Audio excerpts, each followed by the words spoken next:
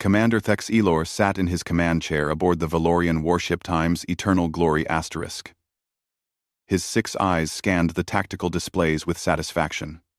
The Valorian Empire controlled this entire sector of space. For 300 cycles, no one had dared challenge their authority. Their weapons were the most advanced in the galaxy. Their ships moved faster than any other fleet. Their empire was perfect. Today's mission would be simple. Another primitive species needed to learn their place. "Commander, we are approaching the coordinates," his navigation officer reported. The officer's scales gleamed blue under the bridge lights, a sign of his calm confidence. "Excellent. What do we know about these humans?" Thex Elor asked. His science officer brought up a holographic display. "They are a young species, Commander. They only achieved faster-than-light travel 2 of their generations ago. Our scouts found them at the edge of our territory." Thex Elor studied the images. The humans looked weak. They had only 2 eyes. No scales or natural armor. Soft skin that would tear easily. They came from a planet they called Earth. "What about their ships?" he asked. The science officer looked amused. "Primitive, Commander. Very primitive. They use chemical rockets for basic propulsion. Their faster-than-light drives are crude copies of old Valorian designs. The ships themselves are just metal boxes welded together." Several officers on the bridge laughed. Thex Elor allowed himself a smile. "Metal boxes? How do they even survive in space?" "Poorly, we assume," the tactical officer added. "Our scans show their hulls are extremely thick. Many meters of solid metal alloy. It seems they do not understand proper shield technology, so they just add more metal." More laughter filled the bridge. Thex Elor shook his head. These humans sounded more like cave dwellers than space travelers. They probably beat their engines with hammers when something broke. "The Valorian Council has sent orders," his communications officer said. "These humans have refused to acknowledge our claim to this system. They say it belongs to them. The Council demands we teach them respect." Thex Elor stood from his chair. His tall frame towered over the other officers. "How many ships do they have in this system?" 3 small vessels, Commander. Each one appears to be a diplomatic or science ship. Minimal weapons. No significant threat. And we have 12 warships in our battle group, Commander.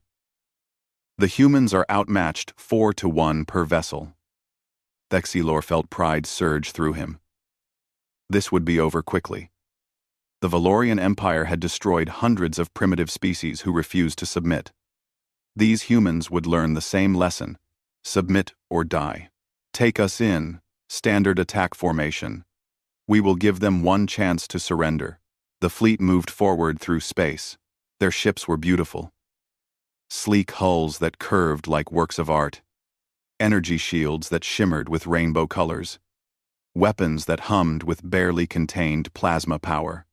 End quote. This was what advanced civilization looked like. On the view screen, Thex Elor saw the 3 human ships. His science officer was right. They looked terrible. Gray metal boxes with engines attached. No elegant curves. No artistic design. Just blocky, ugly shapes that floated in space like debris.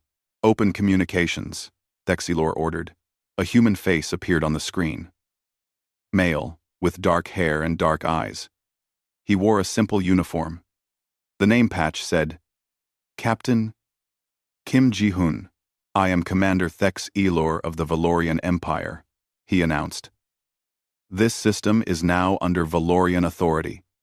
You will surrender your vessels immediately and prepare to be boarded.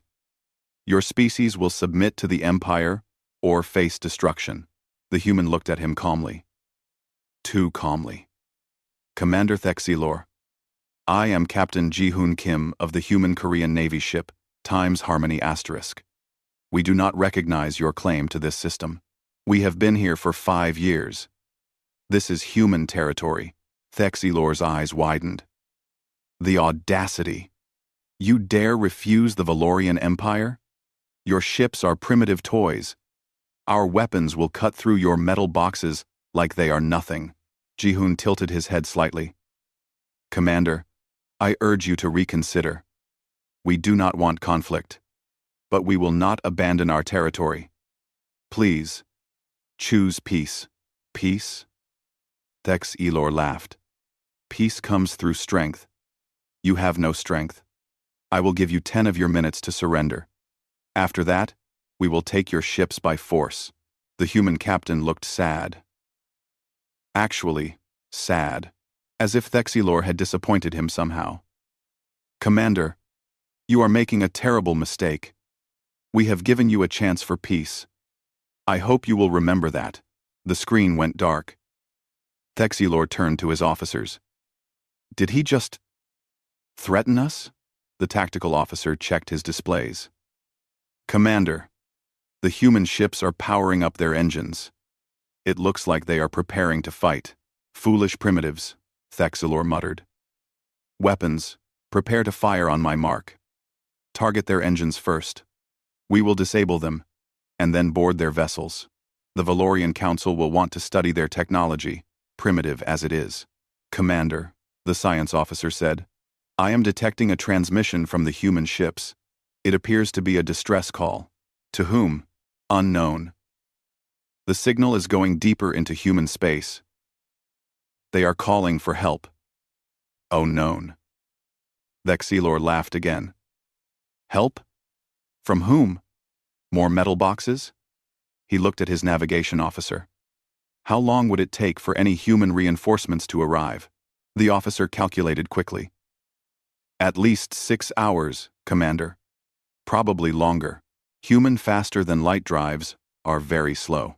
6 hours? Thex Elor settled back into his chair. This battle will be over in 6 minutes. All ships, advance. Prepare to fire. The Valorian fleet moved forward in perfect formation. Their weapons charged with deadly plasma energy. The 3 human ships just floated there, waiting. Thexilor almost felt sorry for them. They were so outmatched. So primitive. So foolish. Commander, his science officer said suddenly. His voice sounded strange.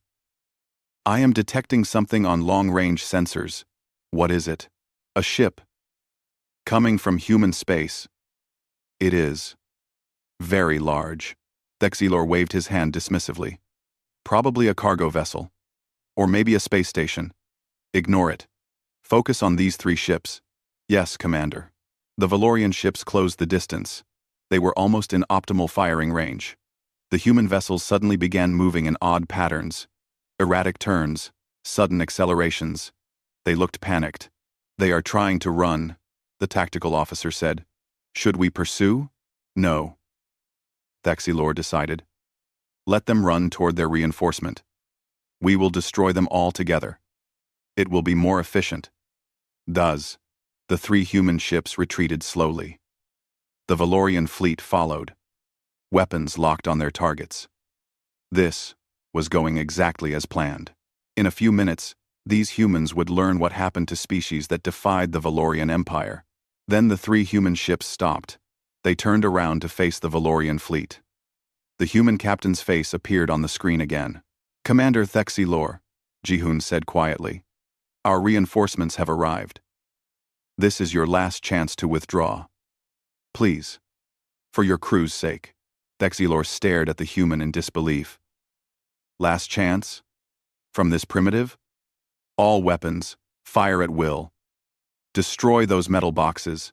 The Valorian fleet opened fire. Plasma bolts screamed through space toward the human vessels. This was it. The primitives would finally learn their lesson. But as the weapons flew toward their targets, Thex Elor's science officer gasped. Commander, that ship on sensors. It is not a cargo vessel. What? It is dropping out of faster-than-light travel. Right here. Right now. Thex Elor looked at the view screen. Space itself seemed to tear open. Something massive was emerging. Something that made his 12 warships look like tiny insects. By the ancient stars, someone whispered. What is that? The plasma bolts from the Valorian fleet struck the 3 human ships. Their shields flared bright blue, absorbing the impacts. Thexilor expected the shields to collapse immediately. They did not.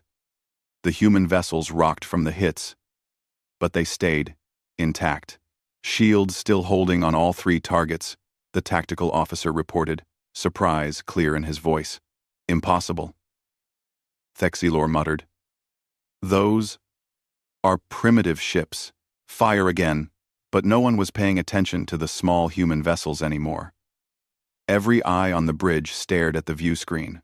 The massive shape that had emerged from faster-than-light travel now dominated the entire display. It was a ship, a warship, but it was like no warship Thexilor had ever seen. The vessel was enormous. His science officer was frantically calculating its size. Commander, that ship is over 3 kilometers long. It masses more than our entire battle group combined. 3 kilometers. Thexilor felt his confidence waver. The Valorian Empire's largest dreadnought was barely 1 kilometer long. This human ship was 3 times that size.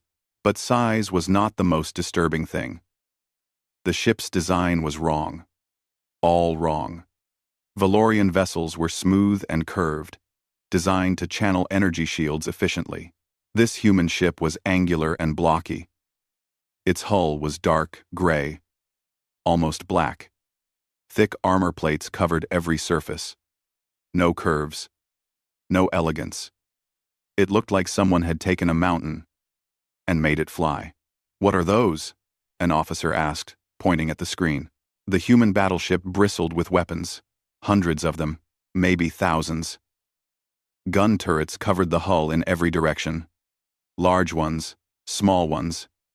Missile tubes, strange barrel-shaped devices. Every centimeter of the ship seemed designed to kill. This cannot be real, Thexilor said. How does it even move? That much mass should be impossible to propel efficiently. His science officer was studying the scans. Commander, I do not understand their technology. The ship uses some kind of fusion reactor system. Multiple reactors. The power output is extreme. And the armor? Commander, it is solid metal alloy. Layers and layers of it. Some sections are over 10 meters thick. 10 meters of armor? The tactical officer sounded shocked. That is insane. Our plasma weapons can burn through most materials. Why would they need so much armor? Never one. A new communication channel opened. A woman's face appeared on the screen. She looked older than Captain Kim, with sharp eyes and graying hair. Her uniform had more decorations. Her name patch read, Admiral Choi Hae-jin. Commander Thexilor, she said. Her voice was cold and professional. I am Admiral Hae-jin Choi of the human Korean Navy ship Times. Indomitable asterisk. You fired on our diplomatic vessels. That was unwise. Thexilor tried to recover his authority. Your ships refused to leave Valorian territory. We had every right to defend our space. This is not your space, Hae-jin replied. But that is not important right now. What is important is that you stop this attack immediately. You cannot win this fight. Cannot win. Thexilor felt anger replace his fear. He commanded 12 warships. 12! Your ship is large, but it is still just one ship. We outnumber you. Our weapons are advanced. Plasma technology perfected over centuries. Your ship is just thick metal. Hae-jin looked at him with something like pity. Commander, humanity comes from a planet called Earth. It is what the galaxy classifies as a death world. Heavy gravity, violent weather, dangerous animals. Everything on our planet evolved to survive in extreme conditions. What does that have to do with your ship? Everything, she said simply. Human engineering does not prioritize elegance or efficiency. We prioritize survival. Our ships are built to take damage and keep fighting. We build them to survive in conditions that would destroy your vessels. We do not build warships, Commander. We build fortresses that can move through space. Thexilor studied the Times' indomitable times again. A fortress. Yes, that was exactly what it looked like. But fortresses did not move. They did not fight. They just sat and defended. Size is not everything, he said. Firepower matters. Speed matters. My fleet can outmaneuver you. We can strike from multiple angles. Your fortress will be too slow to stop us. Heijin nodded slowly. You believe that? I can see it. Very well. I will give you one chance to withdraw. Take your ships and leave. No one else needs to die today. Die? Thexilor stood from his chair. You threaten us? You dare threaten the Valorian Empire? He turned to his weapons officer. All ships, focus fire on that battleship. Concentrate everything on one section of their armor. We will burn through it. Commander, are you certain? His science officer asked quietly. I am certain that I will not run from primitives. Fire. The 12 Valorian warships unleashed their full weapons complement. Plasma cannons blazed. Energy beams lanced through space. Missiles streaked toward the Times. Indomitable asterisk. The combined firepower of the entire battle group focused on the human battleship's forward section. The weapons struck home. Plasma burned against the armor. Missiles exploded on impact. Energy beams carved glowing lines across the hull. For a moment, Thexilor felt hope. The armor was glowing white-hot where the weapons hit. Surely nothing could survive that much punishment. But the Times, indomitable Times, did not slow down. It did not turn away. It just kept moving forward through the weapons fire like it was nothing. Like they were throwing pebbles at a mountain. Damage report, Thexilor demanded. His tactical officer stared at his screens. Commander, the armor is scorched. Surface damage only. The hull integrity is at 98%. What? That is impossible. The armor is too thick, Commander. It is absorbing the heat faster than we can damage it. We would need to fire continuously for hours to burn through. Heijin's face appeared on the screen again. She did not look angry. She looked tired. You had your chance, Commander. The Times, indomitable Times, opened fire. The sound was different from Valorian weapons. Valorian plasma cannons hummed and crackled. The human weapons made a deep, thunderous boom that somehow transmitted through space itself. The ship's main guns fired. Thexilor saw something launch from the battleship. Not energy. Not plasma. Solid objects. Huge pieces of metal moving impossibly fast. Kinetic weapons? His science officer gasped. They are using kinetic projectiles? The first projectile hit the Valorian warship Times Swift Victory asterisk. The vessel simply ceased to exist. One moment it was there. The next moment, it was an expanding cloud of debris. The kinetic round had hit with such force that it tore the ship into pieces. 2 more booms, 2 more rounds. The warships, Times Glorious Purpose Times, and Times Star Cleaver Times, vanished the same way. Evasive action, Thexilor screamed. All ships, scatter. His fleet broke formation. Ships dove in every direction, trying to escape the killing field. But the Times, indomitable Times, had more than just main guns. Hundreds of smaller turrets tracked the fleeing vessels. They fired continuously. Railguns. The science officer identified them. Solid metal projectiles accelerated to incredible speeds. The smaller rounds were not as devastating as the main guns, but they were fast. So fast that shields barely slowed them. A barrage struck the Times' Eternal Might asterisk, punching through its shields and tearing holes in its hull. Commander, the Times' Eternal Might Times is venting atmosphere, communications reported. Thexilor watched in horror as his fleet fell apart. The Times' Righteous Fire Times took a direct hit from a main gun. It exploded. The Times' Valor's Edge Times tried to run, but got cut apart by railgun fire. In less than 2 minutes, he had lost 6 ships, half his fleet, gone. Why are they so effective? Someone whispered. the science officer answered, his voice shaking. Kinetic weapons. They do not lose power over distance, like plasma does. They just hit with pure mass and velocity, and the humans are firing them at speeds close to light speed. Nothing can stop that much kinetic energy. Small craft began launching from the time's indomitable asterisk, human fighters.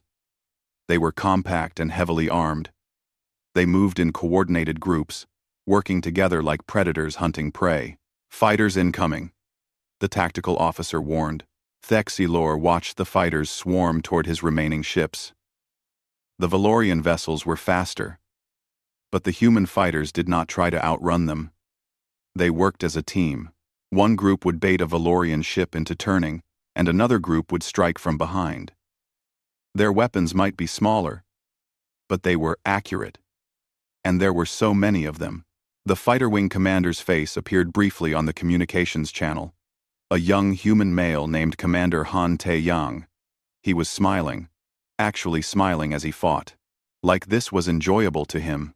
Blue Squadron, cover the Time's Indomitable's Time's port side, he ordered his pilots.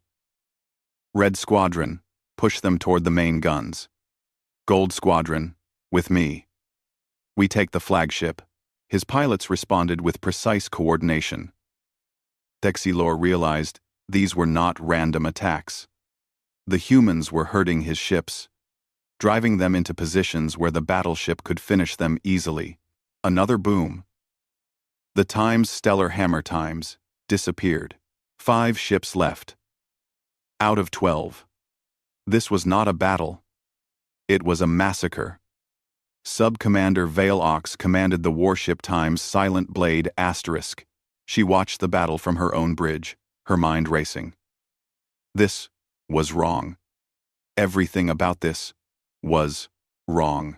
The Valorian Empire had conquered hundreds of worlds. They had perfected the art of space combat. Their tactics were flawless. Their technology was superior. They always won. But they were losing. Badly. Commander V'rath, her tactical officer said, the flagship is ordering us to regroup at coordinates 7-7 Alpha. Acknowledged, she replied automatically, but her eyes never left the Times. Indomitable asterisk. That ship, that terrible, beautiful ship, it was not supposed to be possible. Mass that large should not be able to move quickly. Weapons that primitive should not be that effective. But the humans had done it anyway. They had built something that ignored all the rules. Her science officer leaned closer. Commander, I have been analyzing their tactics. The humans are not fighting like we do. What do you mean? Valorian combat doctrine emphasizes precision strikes. Disable the enemy's weapons. Destroy their engines. We target specific systems to maximize efficiency.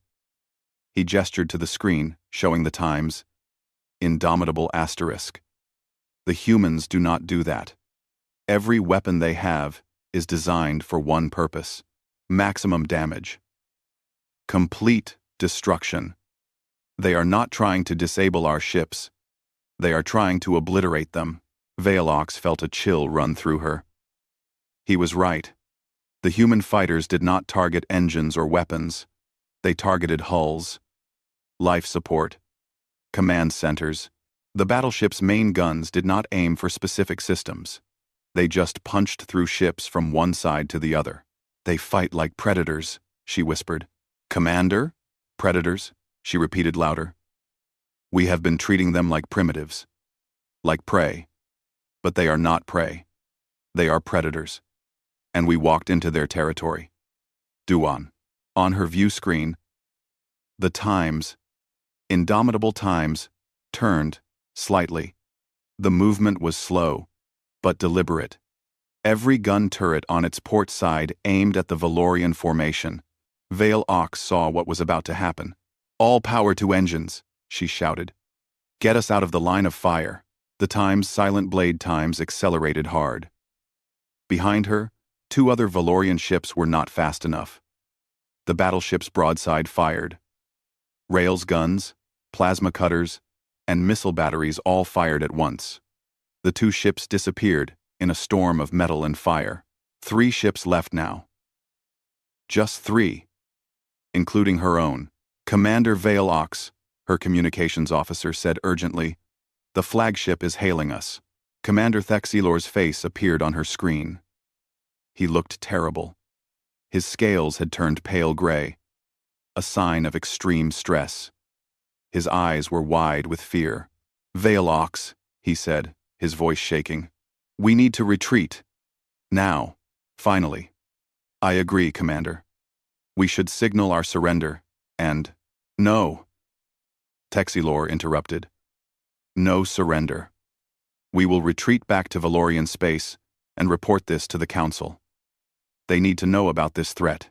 Commander, our ships are damaged. Our crews are terrified. If we try to run, the humans will." An explosion lit up space. Another Valorian ship, the Times Dawn's Pride Asterisk, took a railgun barrage to its reactor. The ship tore itself apart from the inside. 2 ships left. "We have to try," Thexilor screamed. "All remaining vessels, full retreat, maximum speed." V'rath hesitated. Every instinct told her this was wrong. They should surrender. They should beg for mercy. But Thexilor was her superior officer. She had to follow orders. "Helm, set course for Valorian space. Maximum speed," she ordered quietly. The Times Silent Blade Times and the flagship Times Eternal Glory Times turned to run. Their engines burned bright as they accelerated. The human fighters pursued but fell behind. Valorian ships were faster. That was one advantage they still had. For a moment, V'rath felt hope. They might actually escape. The Times, Indomitable Times, was too slow to catch them. They could jump to faster than light speeds once they got far enough away from the battle. Then Admiral Choi's voice came over the open channel. "Commander Thexilor, if you run now, I will let you go. You and your ships can leave. But if any vessel fires again, if anyone tries to continue this fight, I will destroy you all. Do you understand?" Thexilor did not respond. He cut the channel. "Commander," V'rath's weapons officer reported, "the flagship is charging weapons. They are preparing to fire on the human battleship." "What? Why?" Her science officer looked grim. "Pride. Commander Thexilor cannot return home defeated by primitives. He would rather die fighting than live with shame." V'rath stared at her screen. She watched the flagship's weapons glow with building energy. Thexilor was going to attack. He was going to throw his life away. And probably hers, too. For pride. She made a decision. "Communications? Open a channel to the flagship. Priority override." "Channel open, Commander." "Commander Thexilor, this is V'rath. Do not fire those weapons. We have lost. Accept it." "I do not accept defeat from primitives," Thexilor's voice came back. "The Valorian Empire does not run from anyone. The Valorian Empire will not exist if we are all dead," V'rath shot back. "Look at that ship, Thexilor. Really look at it. We cannot win. This is not about pride anymore. This is about survival. You are a coward. I am a realist. And I am taking my ship home to warn our people. You can join me, or you can die here. Choose." She cut the channel.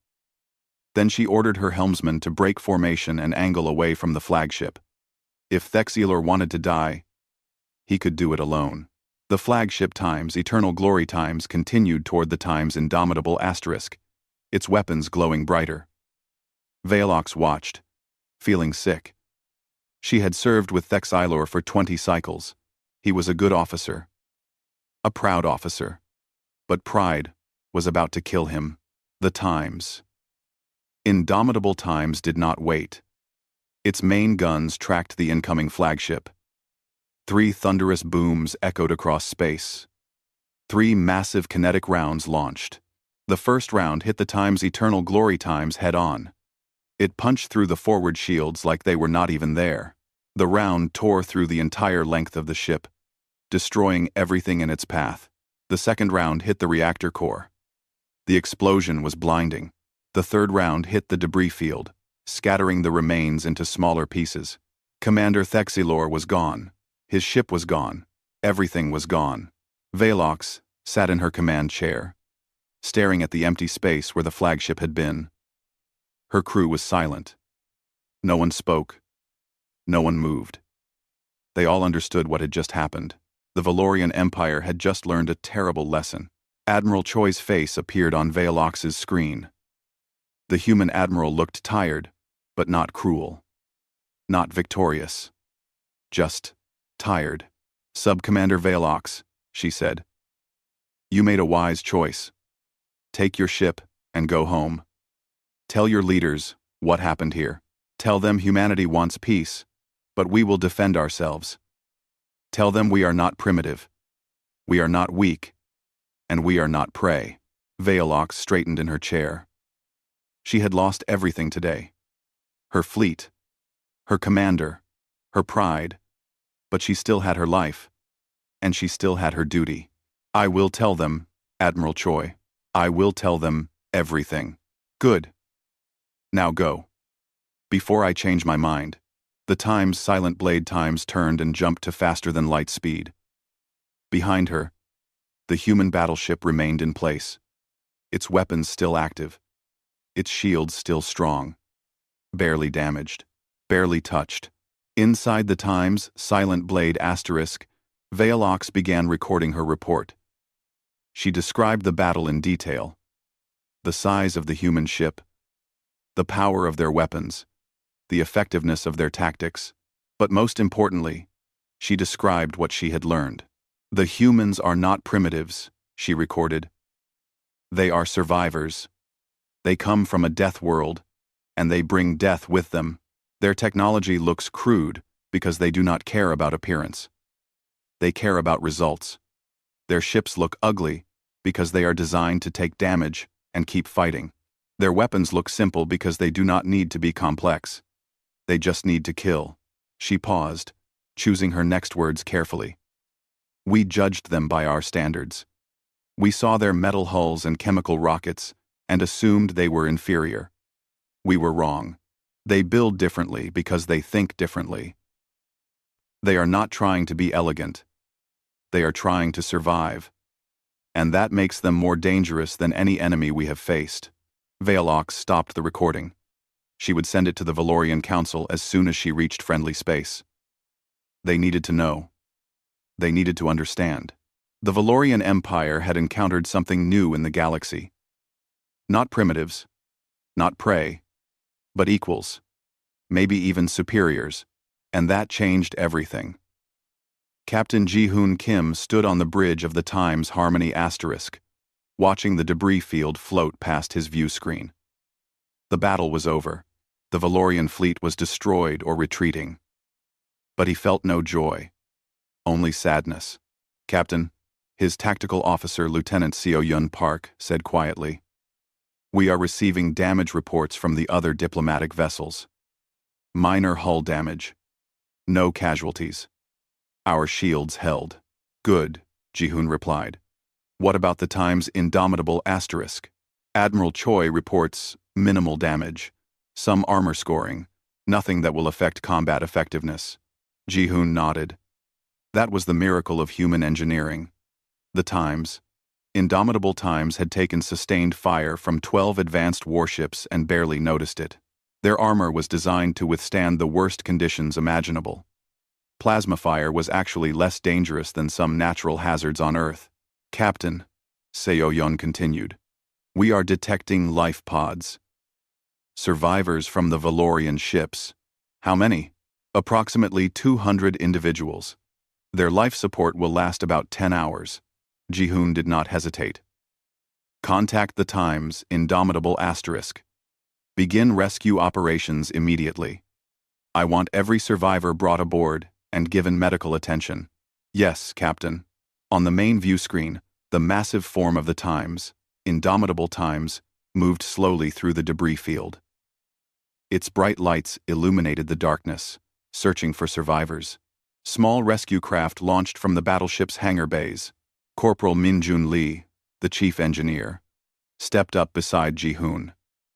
Captain, permission to speak freely? Always, Minjun. Do you think they understand now? The Valorians? Ji-hoon looked at the young engineer. Minjun had been with him for 3 years. Good officer.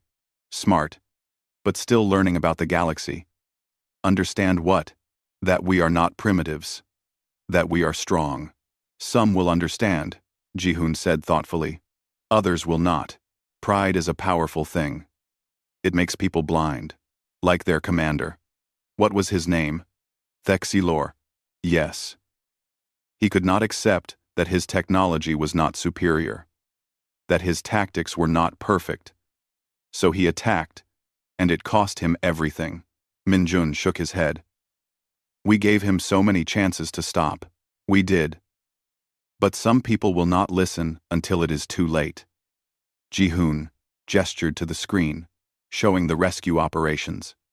That is why we save the survivors, to show them we are not monsters. We are just people who defend themselves when necessary. Hours passed. The human rescue teams worked efficiently. They pulled Valorian survivors from damaged life pods. They treated the wounded. They gave them food and water. Some of the Valorian survivors were hostile at first. They expected torture or execution. They were shocked when human medics treated them with respect and care. One Valorian officer, a young male named Crixon, stared at the human medic treating his injuries. Why are you helping me? We tried to kill you. The medic, a woman named Lieutenant Yoon-ji Cho, smiled gently. Because you need help. That is what we do. We help people who need help. But we are enemies. You attacked us. We defended ourselves. The fighting is over now. You are not our enemy anymore. You are just someone who needs medical care. Crixon looked confused. This is not how war works. The victors do not help the defeated. They enslave them or kill them. Yoon-ji shook her head. Maybe that is how your people do war. But humans do it differently. We fight when we must. But we do not hate our enemies. We just want them to stop attacking us. I do not understand. You will, she said, finishing the bandage on his arm. You have time to learn. On the bridge of the Times' indomitable asterisk, Admiral Haejin Choi reviewed the battle reports. Commander Han Tae-yang stood beside her. The fighter commander's uniform was still damp with sweat from the battle, but he was smiling. Good work today, Tae-yang, Haejin said. Thank you, Admiral. The pilots performed excellently. No losses on our side. And the Valorians? Completely outmatched. Their fighters were faster, but they did not work as a team. We used pack tactics, herded them into kill zones. Basic predator strategy. Haejin nodded. Tae-yang was young, but skilled. He understood something important about human tactics. Humans had learned to hunt on Earth. They had learned to work together to bring down prey much larger than themselves. Those same instincts worked in space combat. Admiral, her science officer reported, we have retrieved the last of the survivors. Total count is 217 Valorian crew members. All are aboard and receiving treatment. Any complications? Some of them tried to resist at first. They thought we were going to harm them. Once they realized we were actually helping, they became cooperative. Good. Haejin looked at the tactical display. The battle zone was quiet now. Just debris and empty space. Prepare the ship for departure. We will escort the diplomatic vessels back to the nearest human station. What about the Valorian survivors? We will contact Valorian authorities. Arrange an exchange. They can have their people back. Haejin turned to look at her crew. They looked tired, but proud. They had done their duty.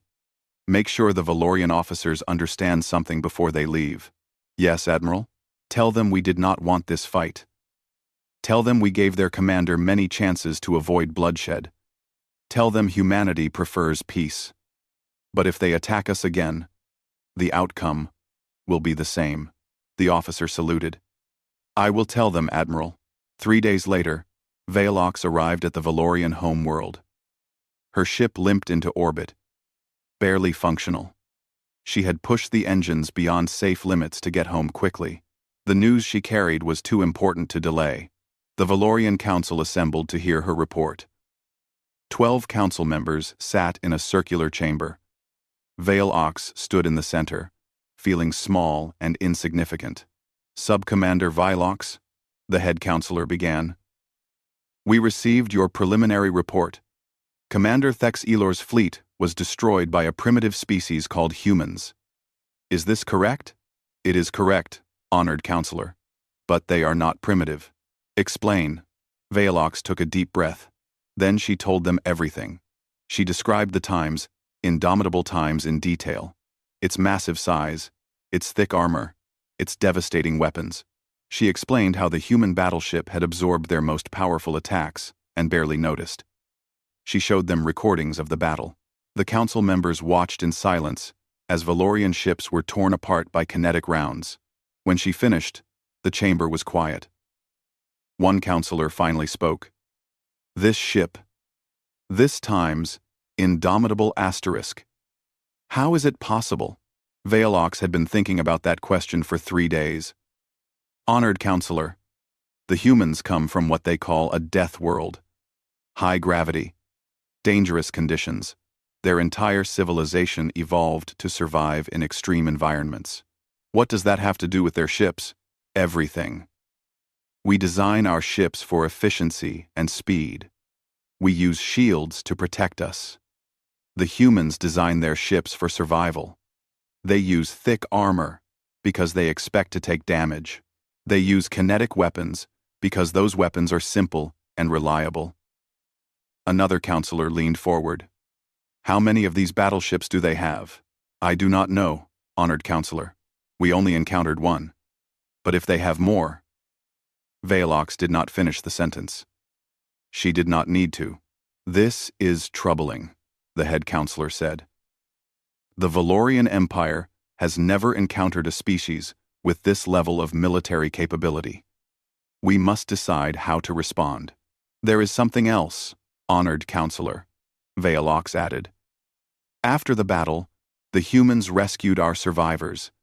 They treated our wounded. They gave them food and medical care. Then they contacted us to arrange an exchange. They want to return our people. 2. Why would they do that? I asked one of the survivors that question. He said the humans told him they do not hate us. They just wanted us to stop attacking them. The council members looked at each other. This was unprecedented. Every species the Valorian Empire had conquered or fought had been hostile.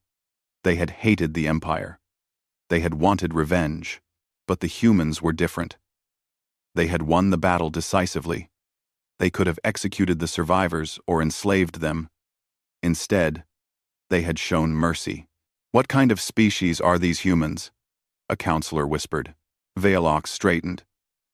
She had thought about that question for 3 days as well. They are survivors. Honored counselors. They are warriors who prefer peace, but excel at war. They are builders who create things that last. And they are more dangerous than any species we have encountered. Because they do not fight for conquest or glory. They fight to protect what is theirs. And that makes them relentless. The head counselor nodded slowly. The Empire must adjust its approach. We will open diplomatic channels with these humans. We will offer a non-aggression pact. We will recognize their territory. And we will never underestimate them again. Wise decision, honored counselor. Sub-Commander V'rath, you showed courage and wisdom in this crisis. You will be promoted to full commander, and you will serve as our liaison to the human government. Sub-Commander V'rath, and you will serve as our liaison to the human government. V'rath bowed. I am honored. As she left the council chamber, she felt the weight of history pressing down on her. The Valorian Empire had just learned a lesson that would change the galaxy. Humanity was not prey. They were predators, and the galaxy would never be the same. 6 weeks after the battle, Captain Ji-hoon Kim stood in the diplomatic hall on Unity Station. The massive space station orbited a neutral world, far from both human and Valorian territory. Today was important. Today, humanity and the Valorian Empire would sign a peace treaty. Ji-hoon wore his formal uniform, dark blue with silver buttons and his medals from years of service. He did not particularly like formal events, but this one mattered. This treaty would prevent future wars. It would save lives on both sides. Commander V'rath entered the hall from the opposite door. She wore her own formal uniform, covered in scales that shimmered in the light. Their eyes met across the room. They nodded to each other with respect. "Captain Kim," she said in carefully practiced human language. "It is good to see you again." "Commander V'rath, welcome. Your language skills have improved. I have been studying. If I am to be the liaison between our peoples, I must learn to communicate properly." She looked around the hall. "Is Admiral Choi attending?" "No. She is commanding fleet exercises near the border, but she sends her regards." I Sev. "No. She is a formidable woman. I hope to meet her again under better circumstances." Ji-hoon smiled. "She said the same thing about you. She respects the courage you showed during the battle." The treaty signing proceeded smoothly. Representatives from both governments signed the documents. Humanity's borders were recognized. The Valorian Empire agreed to a non-aggression pact. Trade agreements were established. Neither side admitted fault for the battle, but both agreed to move forward in peace. After the ceremony, Ji-hoon and V'rath spoke privately. "Commander, may I ask you a question?" Ji-hoon said. "Of course. What does your government think of humans now?" "Truly?" V'rath considered her answer carefully. "They are afraid of you. But they also respect you. The Valorian Empire has never encountered a species like humanity. You are strong, but you do not conquer. You build weapons of terrible power, but you use them only in defense. You defeated us decisively, but then you saved our survivors." She paused. "You confuse us, Captain Kim." "We confuse ourselves sometimes," Ji-hoon admitted. "But here is something you should know. Humans do not want to rule the galaxy. We do not want to build empires. We just want to live in peace and explore the stars. But we will never allow anyone to dominate us. Never. I understand that now. I wish Commander Thexilor had understood it before attacking." "So do I. His death was unnecessary. All those deaths were unnecessary." V'rath nodded sadly. "He was a proud officer. Pride killed him. Pride kills many people, on many worlds." Ji-hoon looked out the window at the stars. "But wisdom can save even more. You were wise that day, Commander. You chose life over pride. Your people are fortunate to have you." Word of the battle spread across the galaxy faster than anyone expected. Within months, dozens of species had heard about the humans and their battleship. The story grew, with each retelling. Some versions claimed the Time's indomitable Times had destroyed 50 ships. Others said it could destroy a planet. The truth was impressive enough. But legends always exceeded reality. On the Time's indomitable asterisk, Admiral Hae-jin Choi reviewed requests from foreign governments. 23 species wanted to establish diplomatic relations with humanity. 15 wanted trade agreements. 8 wanted military alliances. Commander Tae-young entered her office. "Admiral, the fighter wings have completed their training exercises. We are at full readiness." "Good. How are the new pilots?" "Excellent. They learn quickly. I think it is because humans have good instincts for spatial combat. We evolved to track prey and avoid predators. Those same skills work well in three-dimensional space battles." Hae-jin nodded. She had thought the same thing many times. Humans had advantages that other species lacked, not because they were superior, but because they had evolved differently. Earth had made them tough, it had made them adaptable, and it had made them survivors. "Tae-young, do you think we will fight again?" she asked. The commander sat down. Honestly? Yes. The galaxy is a big place. There will always be someone who underestimates us. Someone who thinks our thick armor means we are slow. Someone who thinks our simple weapons mean we are primitive. And when that happens, we will do what we always do. We will give them chances to choose peace. We will try to avoid bloodshed. But if they force us to fight, we will win. Taeyang smiled grimly. Because that is what Deathworlders do, Admiral. We survive, and we protect what is ours. In the engineering bay, Corporal Minjun Lee worked on repairing the armor scoring from the battle. The damage was superficial, but he wanted the ship in perfect condition. As he worked, a young ensign approached him. Her name was Subin Kang, fresh from the academy. Corporal Lee, she said nervously. May I ask you something? Sure. Do you think humans will always have to fight? Will there ever be peace in the galaxy? Minjun set down his tools. He had been thinking about that question a lot lately. Honestly, I do not know. The galaxy is full of different species with different values. Some believe in conquest. Some believe in dominance. They see peaceful species as weak. But we are not weak. No, we are not. And that is the problem. We are peaceful until someone attacks us. Then we become something else. Something dangerous. He gestured to the thick armor around them. This ship represents what humanity is. We build strong. We plan for the worst. We hope for the best. But we are always ready. Does that make us bullies? No, Minjun said firmly. Bullies attack the weak. We defend ourselves and others. There is a big difference. Subin looked at the repair work. I hope we do not have to fight again. So do I. In sign. So do I. On Earth, in the capital city of Seoul, the human government held a meeting. Representatives from every major nation attended. They discussed the Valorian incident and what it meant for humanity's future. The galaxy knows about us now, the Prime Minister said. We can no longer remain isolated. We must engage with other species, build alliances, establish our place among the stars. But we must do it carefully, the Defense Minister added. The times, indomitable times, showed the galaxy our military strength. That will make some species afraid of us. Others will want to ally with us for protection. We must navigate these relationships wisely. We should focus on peaceful trade and exploration, the Science Minister suggested. Show the galaxy that we are more than just warriors.